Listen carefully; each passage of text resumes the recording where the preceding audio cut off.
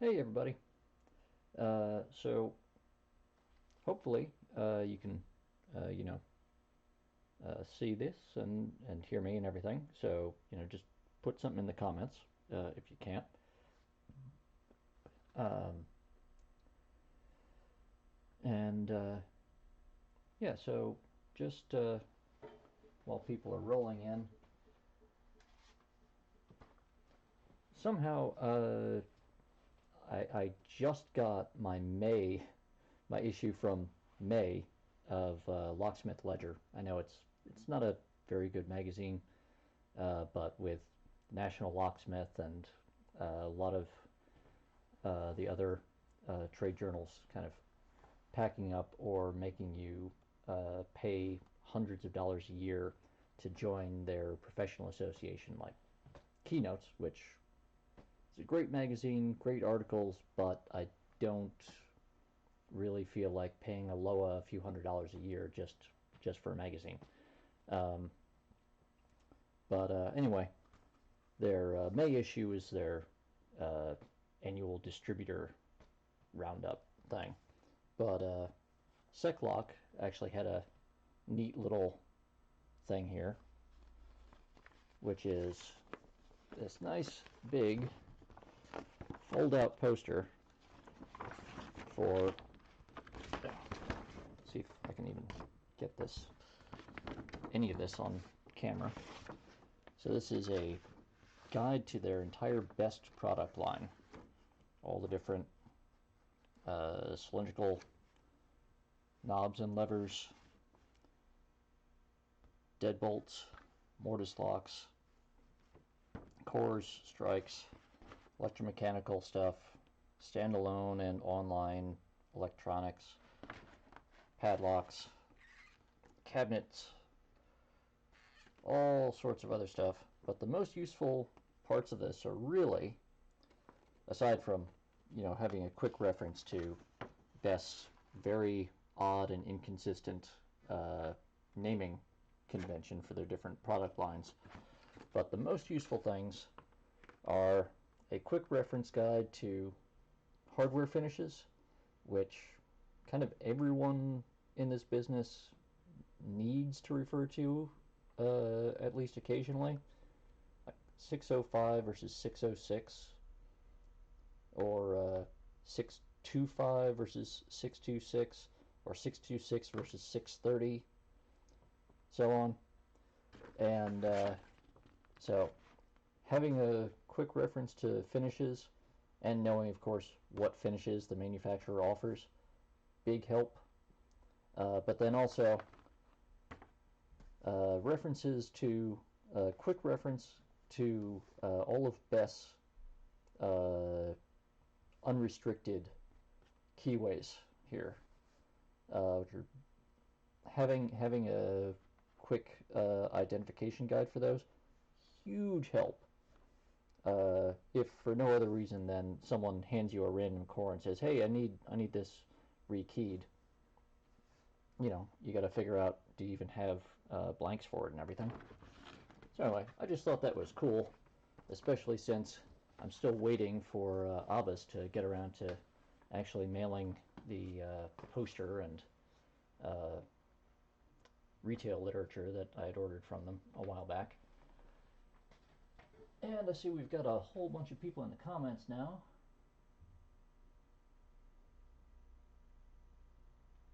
So let's get started with the shout outs. Hello, Rune. Thank you for being super early. Hello, Brian. Hello, Ian. Hello, Kevin. Hello, Lockmania. Uh, hello, Fred, and congratulations, Fred, on the on that mortise lock giveaway. That little challenge that Jason puts together is a ton of fun. Uh, I have a video I did, yes, a couple of years ago now, from when I got sent that, or I got sent a previous version of it. Um, yeah, so uh, let's get on with the main show here, which I'm going to start this off with a little bit of a story. So one day you're sitting in your chair, and you think, I've got this big trunk or gate or uh, shed door or whatever.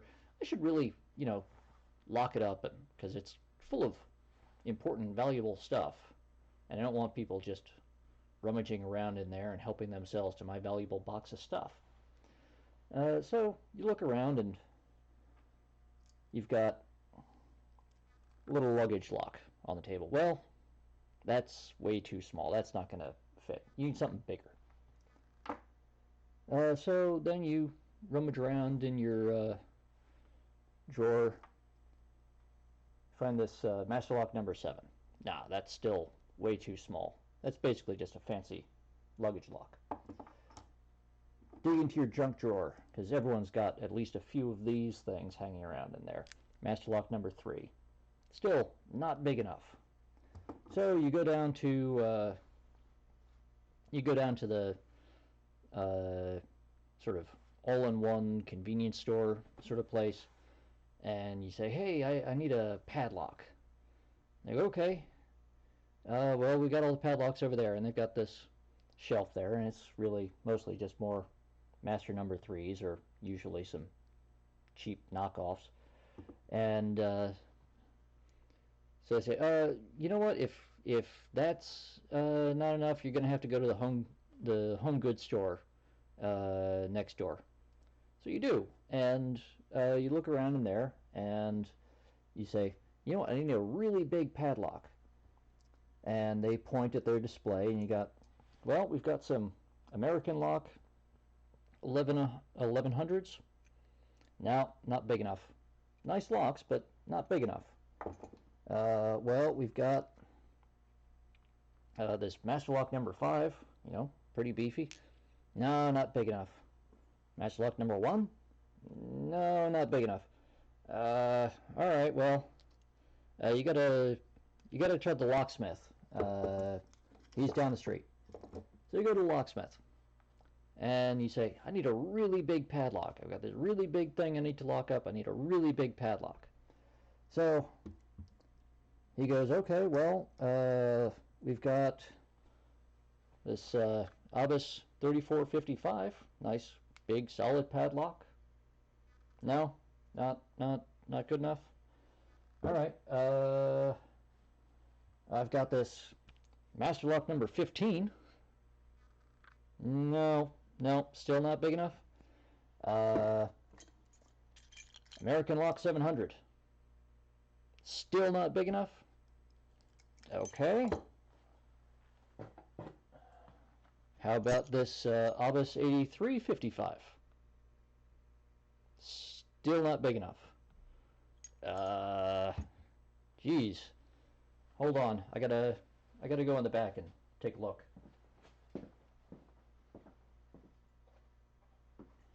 And so the guy rummages around in the boxes in the back, and finally comes back and says, well, what about this Master Lock 101? Nope, still not big enough. You know what? I don't know, man. I'll take one more look. Hear more rummaging around, ancient boxes falling off shelves and everything. And finally he comes back, sort of struggling with something. He goes, okay, if this is not big enough, I don't know what is. He comes back with this Corbin padlock.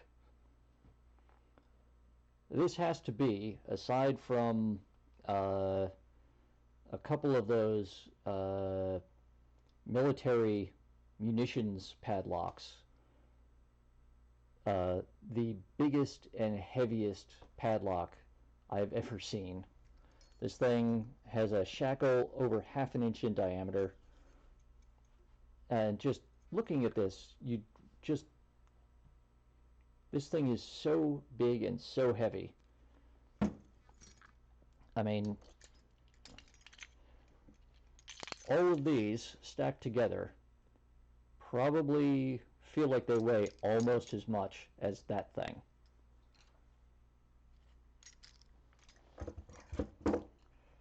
because this thing is just a solid block of brass with a few holes drilled in it, and then most of those holes are then filled with steel or more brass. And just the size alone is not all that's really cool about it. Right here, doesn't look that unusual. Hey, OPP. But you know what? Let's take a look at some of these other Corbin padlocks I've got before. Just remember, plug with a big raised ring around it, right? So, no, that's not going to stand up. Okay. Obviously, we don't have anything like that on this. This is probably from around World War I, maybe a bit earlier. U.S. Navy marked push key padlock. That obviously nothing that special going on there aside from the fact that it's a push key system.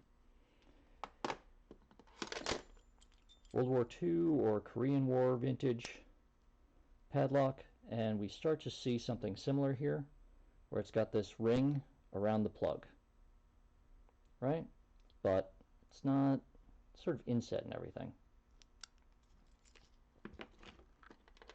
Another much later Corbin, this is probably 60s or so. No ring around it. Another Corbin padlock. This is of the same vintage, but this one was actually made by Corbin and not the Corbin Cabinet Lock Company. And now we see again this ring here.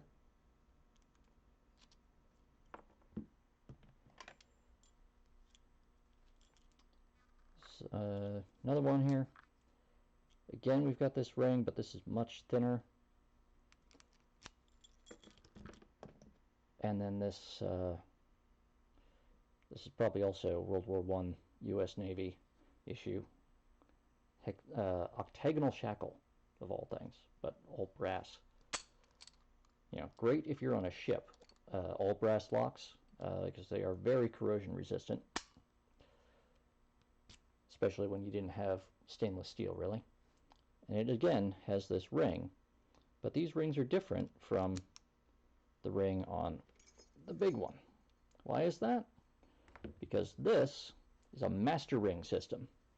And I know I did a video on these master ring cylinders a while ago, and I know on Twitter and a few other places I've shown people this lovely master ring mortise cylinder that Jeff Moss sent me a few weeks ago.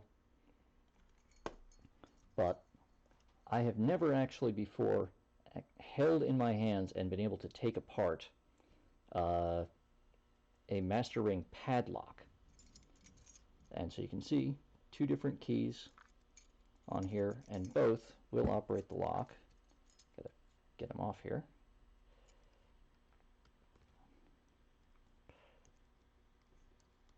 And so if you remember what I've talked about before with how master ring works, or what I've tried to show to you before, you'll understand what's going on here. But change key only operates the plug.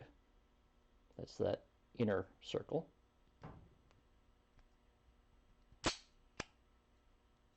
Very nice snap there.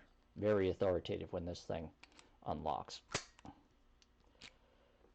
And then the master key obviously is cut differently from the change key, but if you look real close, you'll notice that this time when I turn this key, it's not just the plug turning, but the plug and that ring around it.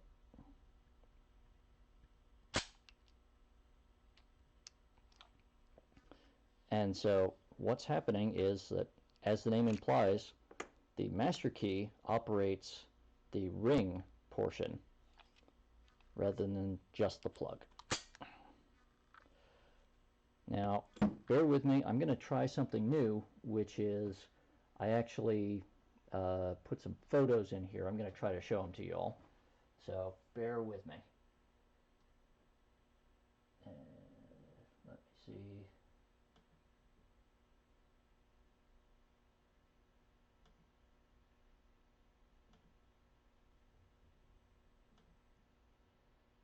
So hopefully you can see that now.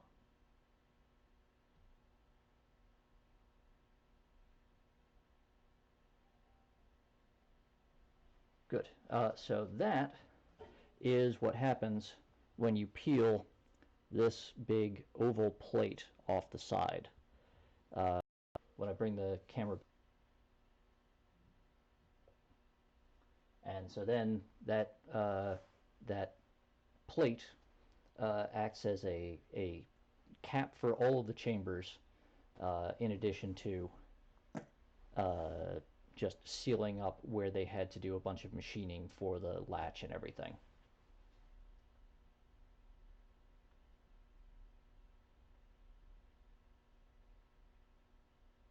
And once you take that cap off, then obviously you can dump out all of the pins and springs.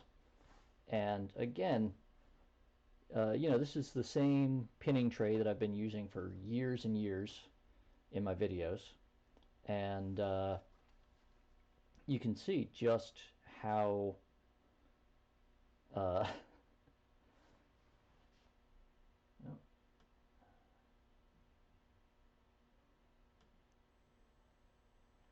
uh, you can see just how big those pins and everything are.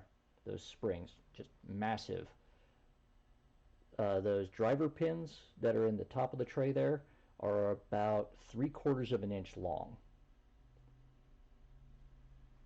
Just massive things. Those springs, I think, were probably originally around an inch and a quarter, inch and a half long. They are just massive.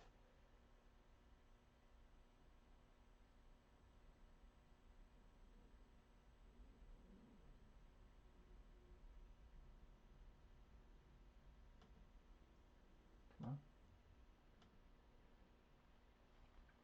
And so here it is. At this point, I have dumped everything out of the lock. There's a pin I had to drill out in the side to allow me to drop out the cylinder and everything, because while it uses the Corbin 99 keyway, it does not follow any of the published specifications for them. So I actually had to dump out everything and hand fit the keys, which you can see the key in the photo. The key on the right, you might notice, has some very rounded cuts on it. That's because I was having to hand file them to get everything to fit using those original pins.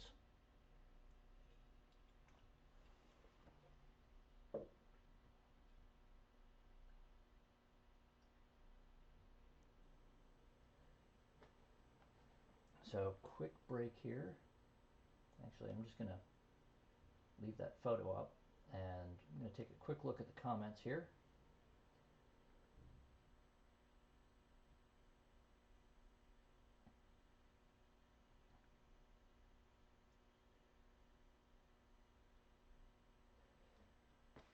Hey Brian, yeah, if you haven't received your June issue, call them, because that seems to be the only way to get an answer from them. Like emailing them, they get back to you in like a week or two, and honestly, their entire renewal system is kind of weird. They they apparently cannot tell me when my subscription runs out, but they'll occasionally, so they'll just like stick a page in every magazine saying I should renew, in the hopes that, I guess, I'll keep paying them and build up several years worth of credit or something. I don't know.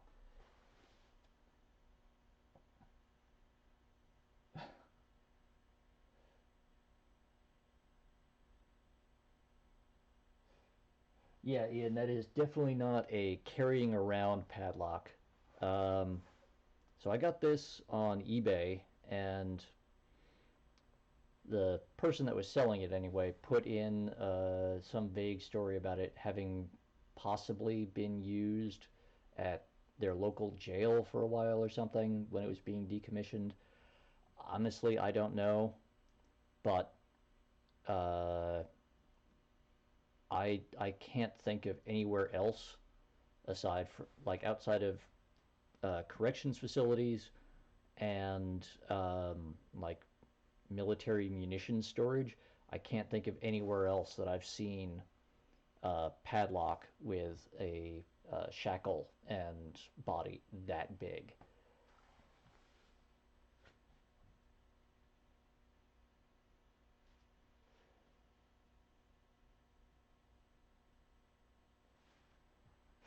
Uh, yeah, LPP. I mean, if there was a while where I stopped using that tray, um, and especially my last several videos. Obviously, I didn't need a pinning tray terribly much when I'm rebuilding like mortise lock cassettes and stuff.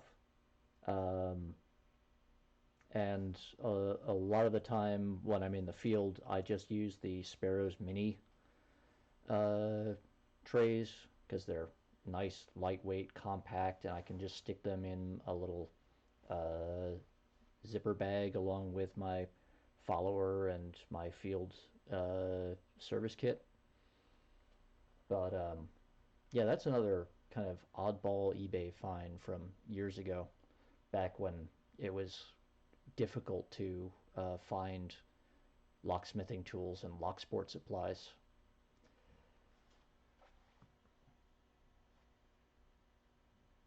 Thank you, lockpicking Scal, and welcome. Sorry I missed you coming in. So, back to this photo. Hmm. So, along the top of the tray, in those two little cutouts marked bow and tip, that's where I usually put the like cam and retaining screws and stuff when I'm disassembling a lock. That large copper colored coil is the extremely stiff spring for the latch, and in its neighboring compartment to the right is the latch itself, which seems to have been milled from a solid piece of steel. And that thing is, again, close to half an inch wide and just incredibly heavy compared to anything else. And then off on the left side, you can see the plug itself, which has the operating tailpiece that engages with the latch directly uh, off there. And that when I took that photo, it already had the key pins loaded back in. And then next to the keys over on the left is the master ring itself. Uh, and so the way that lock gets assembled is the master ring sleeve gets dropped over the plug, and then that assembly, and then you take the body of the lock, you drop the spring in, and then you drop the latch in, and then you have to press that in into its little hole while you insert the plug and master ring assembly. And then once you've got all of that fitted together, then you can load up all of the pins. Then you have to stick a retaining pin back in to keep the that will both keep the plug and master ring from just pulling out the front of the lock, and will also do double duty as a rotation limiter. So you can only turn the plug and the master ring in one direction on this.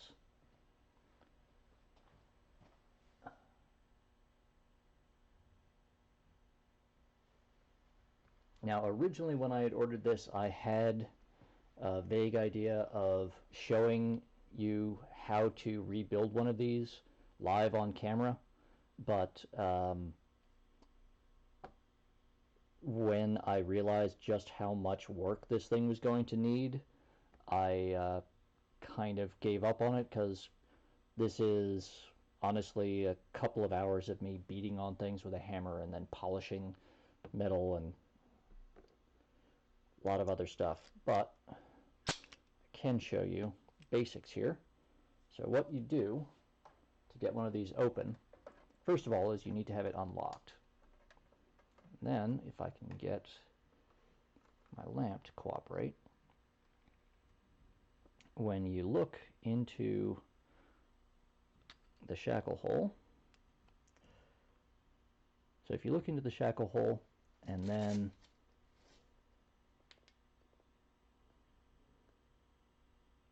off to the side opposite the latch, you'll notice that there's this sort of divot in there. That is actually the inside of this plate. So notice this sort of slightly oval seam. So this is the actual plate that comes off the side. And so what you need to do to get that off is you lock this thing up in a vise, and then you take a punch or a screwdriver like that, stick it into the shackle hole, and you're going to take a hammer and pound on it until this plate starts to peel off. Then once you've got it started, you can use pliers or screwdriver or any sort of tool to pry it the rest of the way off. And then once that's gone, all of the chambers can be dumped out along with the latch. Well, actually, the latch won't come out until you remove the plug, and that requires drilling out a pin right here. You can just see that discoloration there. That is actually a replacement cap that I made out of an old brass screw that I then peened into place, hammered in, and that's why I had to repolish all of this. So that's the fun with giant master ring padlocks.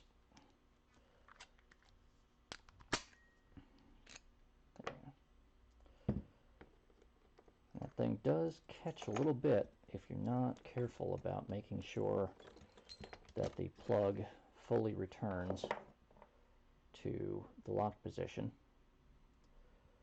The other cool Corbin Russwin thing that I got recently was this Russwin cylinder. I know Jason did a video, did a couple of videos on these a year or two ago, because these are very unusual. This is actually an adjustable mortise cylinder. Let's see if we get the light with us again. There we go. So if you notice, the back of the tailpiece, or the back of the body is a little bit rounded here, and there's this gap. That is because this, the body here is actually a hollow shell that the actual functioning part of the lock sits in, and it's actually kind of like a modern interchangeable core housing, except that it has this screw that holds the actual lock core into the body. So bear with me a second while I grab a couple of tools, and then we're going to take a look at how that works. And it has some other cool historical features.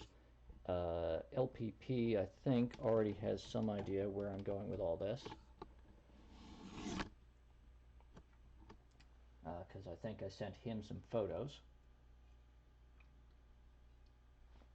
which, by the way, is Tyler Thomas here? Because I know he's always getting on us about trying to promote this Slack that he and I run. So bear with me a moment, folks, while I try to grab a bit of that and see what he's doing, because he should be here.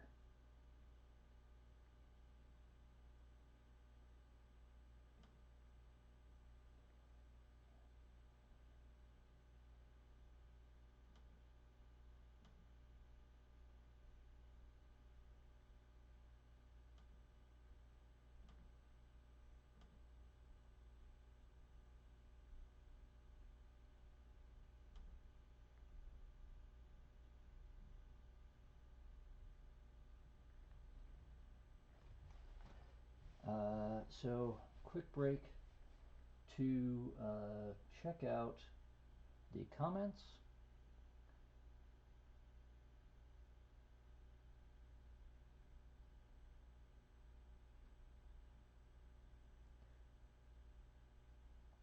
Thank you very much, Mr. Rass.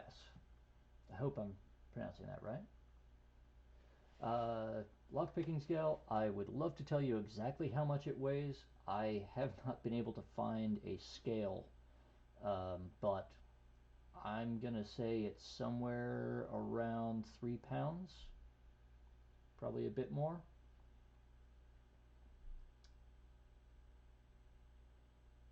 And rune, yes, you could do that, but well, the two problems with that are, one, you need to be sure that you have a way to actually eject all the pins if you do that, and two, if you do that, there is absolutely no way to then get it back together unless you have the ability to fabricate brand new brass parts, because because neither Corbin nor Corbin Cabinet Lock, or CCL is what they call themselves now, manufacture those parts anymore, and you just cannot get them anywhere. And the way that these things were made, they were pretty much all hand fitted and hand finished. So, it's not easy to find a replacement part if that gets damaged.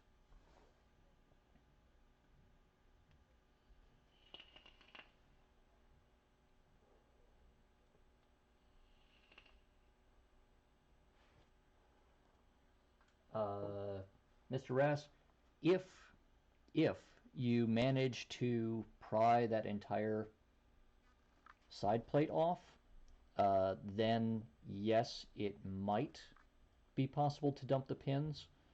Uh, there's not much in the way of stuff forcing this plug past the lock position. There's nothing forcing it to keep turning in one direction or the other. So in theory, anyway, you can dump the pins without having the lock open and unlocked.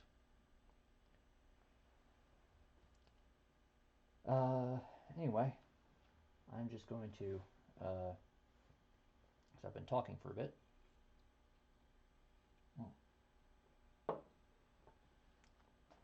Let's take a look at this adjustable mortise cylinder. The guy I got this from was telling me about how he really wishes that they still made these, and I really wish someone still made these, because an adjustable length mortise cylinder is a huge, huge help to a working locksmith, because whether you're in a service vehicle or you're on foot or whatever it is that you do to get from job to job, you almost never know in advance, unless you've already done a site survey or you have someone there that knows exactly what they're doing. You're never going to know exactly what size or length cylinder you're going to need, unless it's like someplace that you have that has an account with your shop and they always order the exact same thing, and like this is going back and replacing something that you had installed before and you know exactly what part it is. Having to replace one of these when, or having to get a spare one of these when you get a call saying, hey, I'm locked out, the cylinder isn't working, we're going to need a new one once you get it open. That's, unless you have really good records and you know exactly what is already on that door, you're not going to know. And having a cylinder that you can fit in the field is a huge help with that sort of thing. But that's not the only thing that's really cool about this. So let's get started with taking this down. So first of all, just the keys there. You know, very pretty. This is old Russwin, what they called 981, which was one of their keys that they introduced, I think, in like the 1890s or so. Very nice keys. Another important thing is if you look really closely at these keys, come on, camera, focus, there we go. Look real closely at the tip of the key.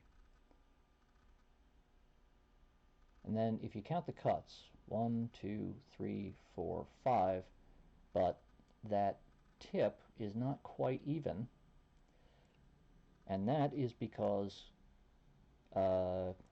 this lock actually is a 6-pin lock, even with only 5 pins, and that's because when this was made, Russwin actually had what they called a guard pin, which sat in a 6th chamber, and the key needed to be slightly cut away at the tip to allow that that pin to sit correctly.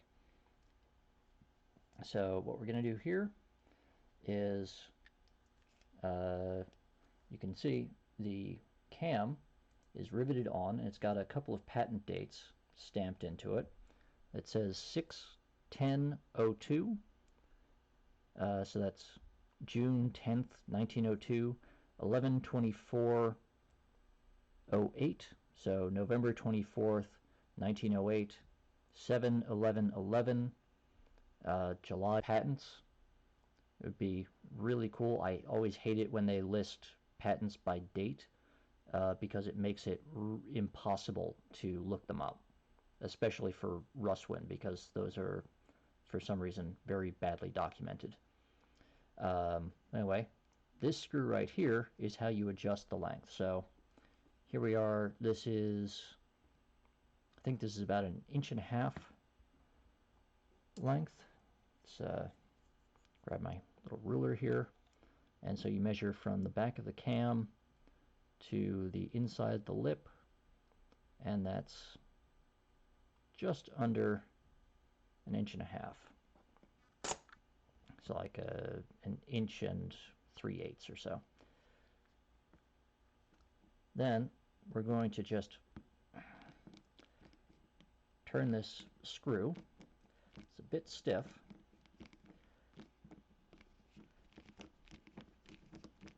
But as we turn it,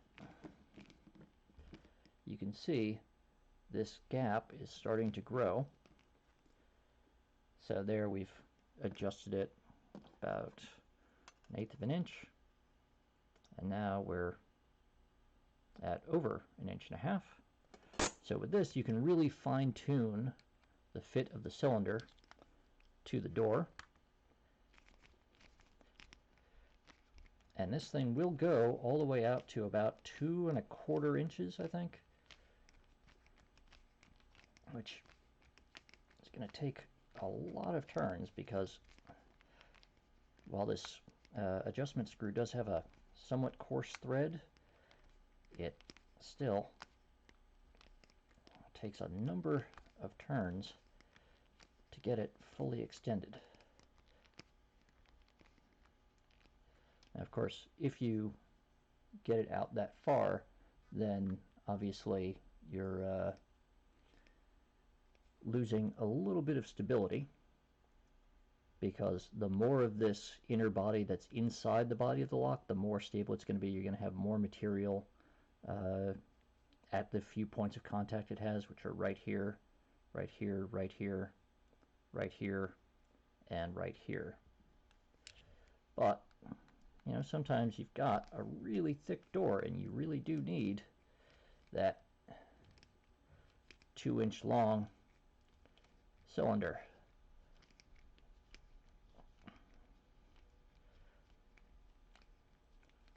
Let's keep going. And so now, I think,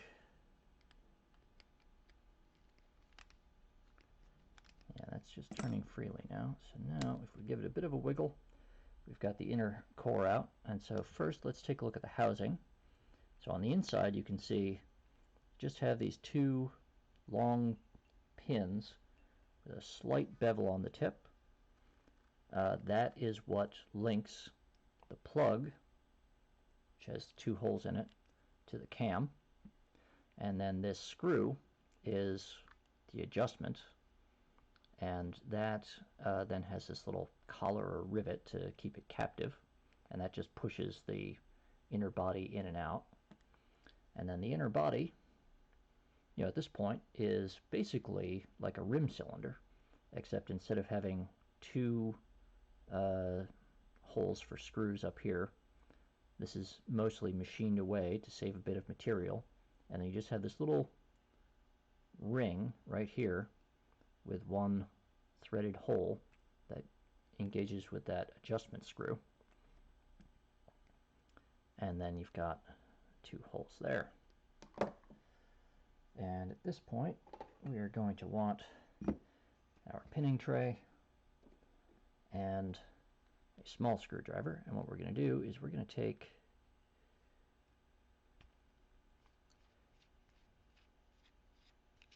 these 2 screws off. And so normally this plate would be the cam on a standard mortise cylinder. In this case, it's just really a retaining plate so that the plug does not slide off when you try to pull the key out. Now, hopefully, you can get the camera to focus there. Now take a real close look in the keyway right there, and you might see something unusual, because that is a ball bearing sitting underneath a flat-ended pin. And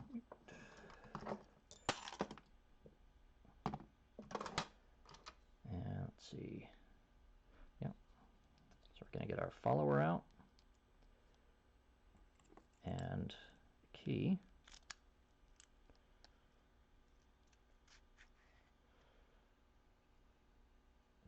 And there's nothing terribly interesting in the body at this point, just some old-fashioned driver pins. But let's take our tweezers and we'll pull the pins out of this first chamber. So there we go.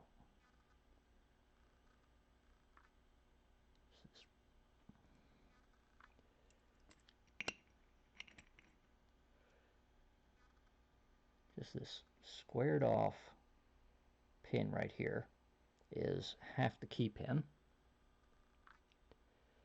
and then this little ball bearing is what actually makes contact with the key. And so Russwin had introduced this, forget exactly when, but sometime around 1900 or so, because the brass that they used in the pins at the time was very soft, but their keys were all nickel silver. It's technically a sort of brass, but it's much harder than regular brass, and they were using particularly soft brass for the pins, and so the keys were actually wearing the pins down too quickly, and their locks would stop working because the pins would wear down to the point where they didn't line up with the shear line anymore. And so you don't see that very often, and this is particularly unusual because it's in every single chamber, which was a practice that they stopped fairly quickly, and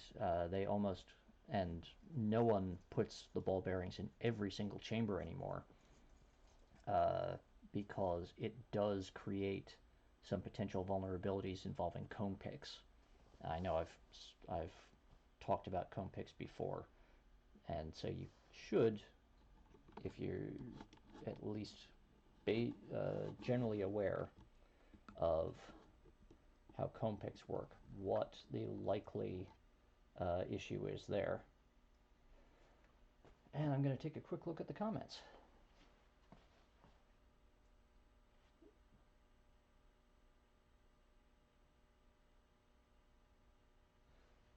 Yeah, Rune. You guys with your oval cylinders are pretty lucky, and I've seen some companies that produce Euro cylinders that can be uh, built up that way. Hey, Jason. Thanks for stopping by. Yes, yes, you got here in time for the adjustable cylinder.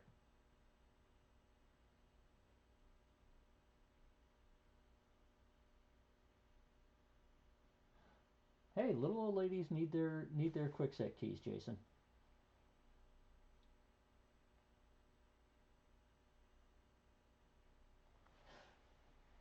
Yeah, Jason.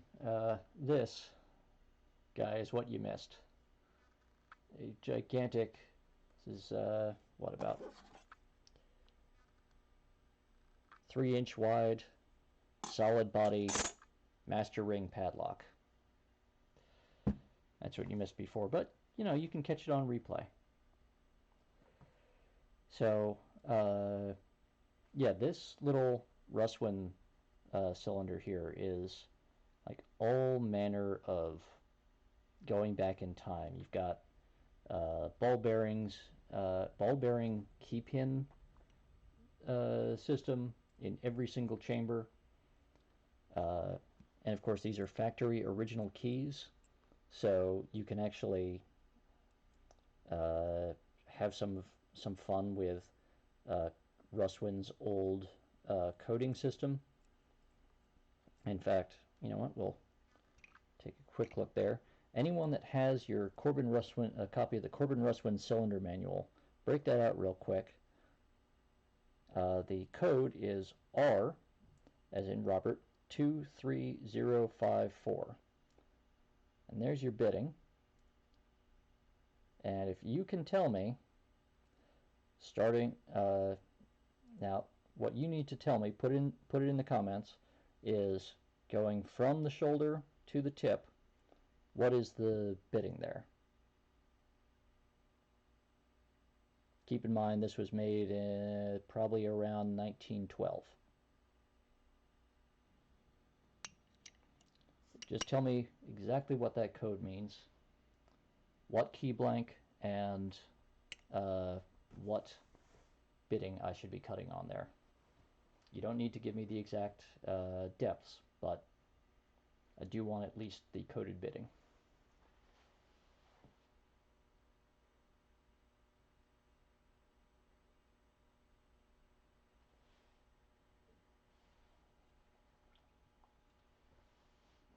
Yes, Jason, that is a gigantic padlock.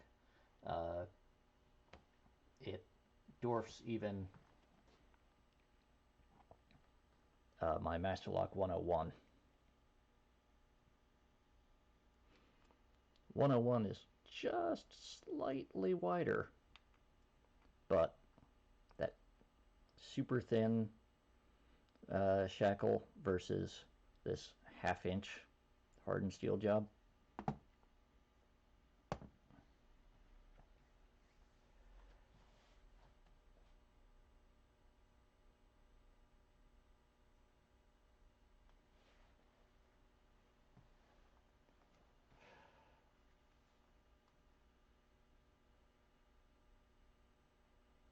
Now, Jason, if you get the correct answer, you will get special internet locksmith points. Everyone else only gets normal internet points for answering correctly. And while you're looking in there, I am going to put this thing back together real quick.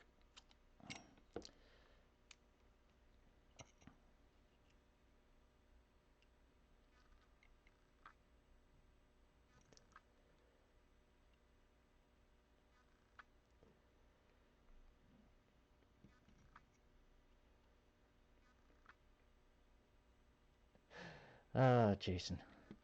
Um, well,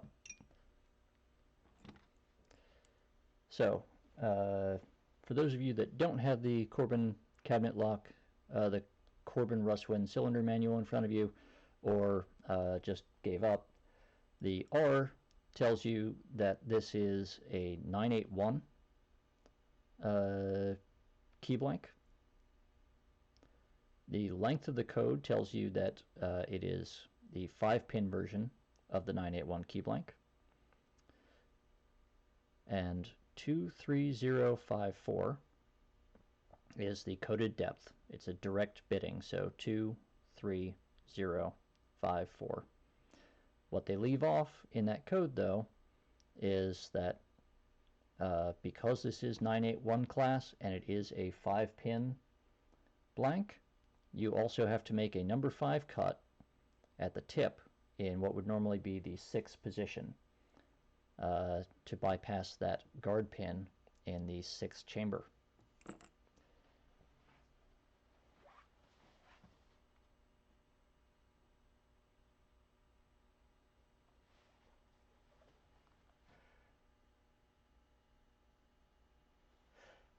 That is correct, Jason.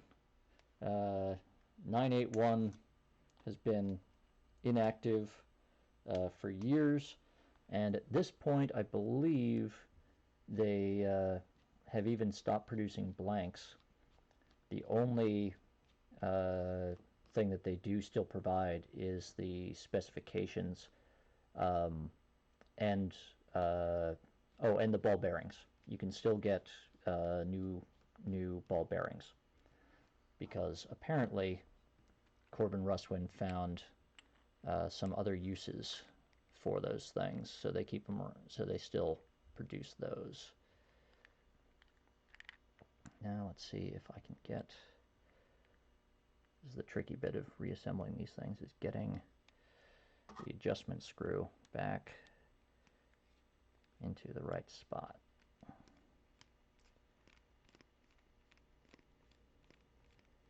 Nope.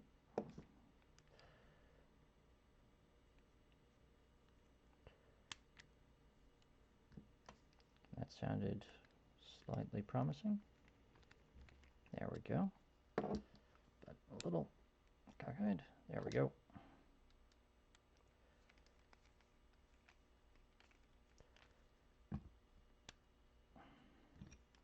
When you're first starting on the insertion of this, it tends to droop a little bit, and you don't want that.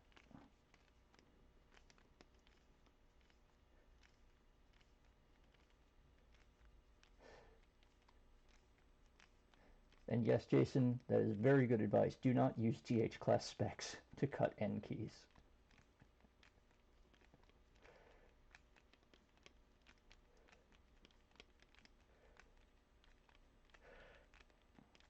Yeah, I need to print out a new version of mine, because for whatever reason the digital copy that I used to print it did not have the page numbers on it, so it makes using the index and chapter reference kind of pointless, because I've got no idea where page 75 is, because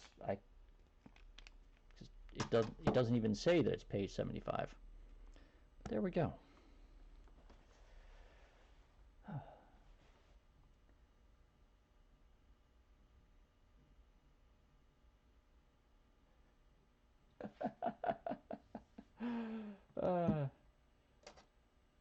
Jason, I only do the tests when you join. I mean, or if Tyler joins, but he seems to have decided he has better things to do today, so.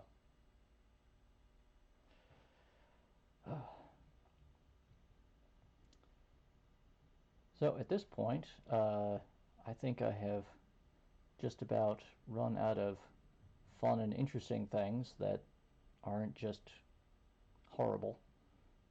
If anyone does have original Siegel specifications for their rim cylinders, for their tubular keyed rim cylinders, please let me know, because this thing is just full of lies.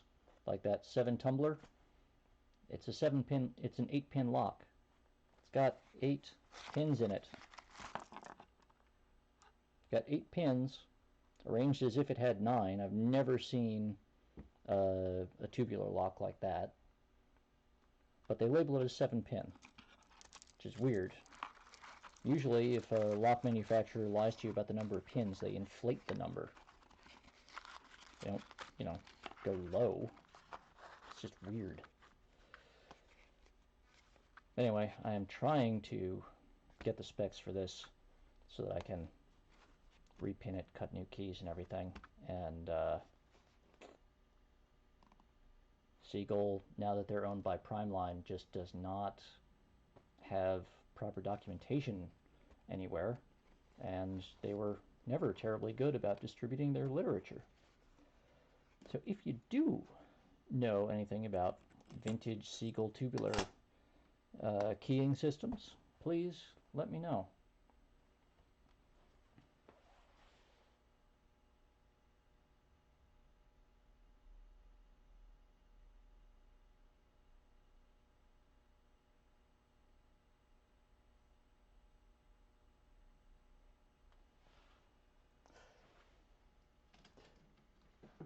Kevin, where do you think my website got the copy of it to put up there?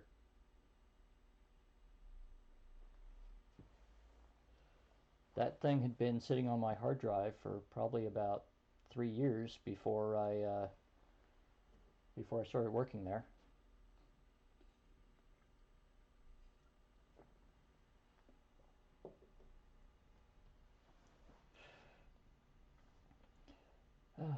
Anyway, folks, it is nearly 2:30. I have no idea if anyone else is going to be streaming today. LPP said he might do something, but I mean, he's here, so he can just chime in if he has figured out his schedule. But at this point, I'm going to leave the comments open for another minute or two. So if you do have any questions or comments or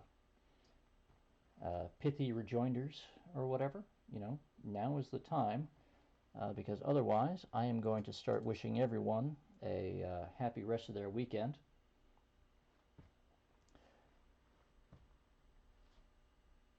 Fred, lockreference.com, and I will put a link in the comments once the video is archived.